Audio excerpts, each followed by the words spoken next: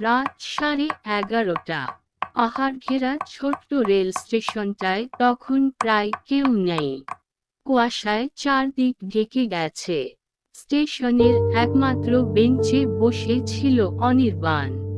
আজই সে এই শহরে এসেছে একটা পুরনো বাড়ি কেনার কাগজপত্রের জন্য।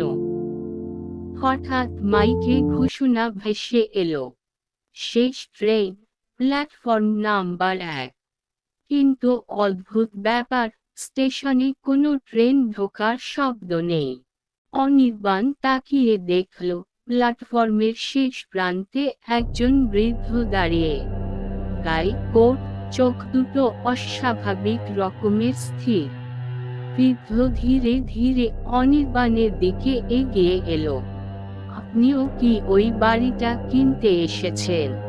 অনির্বাণ চমকে উঠল। আপনি জানলেন কি করে? বৃদ্ধ হালকা হাসল। এই শহরে যারা রাতের শেষ ট্রেন ধরতে আসে, তারা সবাই ওই বাড়ির খোঁজেই আসে।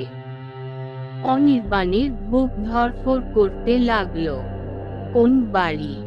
যেটাই ঢুকলে আর বেরোনো। ঠিক তখনই কুয়াশার ভেতর থেকে ট্রেনের আলো দেখা গেল।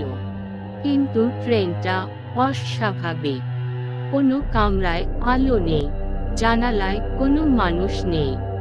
বৃদ্ধ ট্রেনের দিকে এগিয়ে যেতে যেতে বলল, আপনার সিদ্ধান্ত বদলানোর সময় এখনো আছে।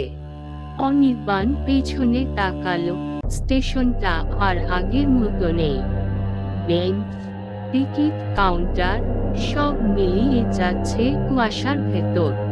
হঠাৎ অনির্বাণের ফোন বেজে উঠল। স্ক্রিনে অজানা নম্বর।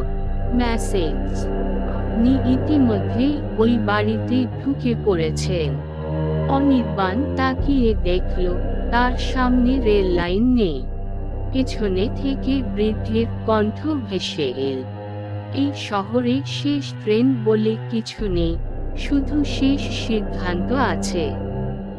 কুয়াশা ঘনিয়ে এলো, আর অনির্বাণ বুঝল সে আর কোনো দিন এখান থেকে বেরোতে পারবে। এই গল্পটি যদি আপনাদের ভালো লাগে তাহলে দয়া করে লাইক, কমেন্ট, সাবস্ক্রাইব আর বেশি করে শেয়ার করুন আর আমাদের পাশে থাকুন।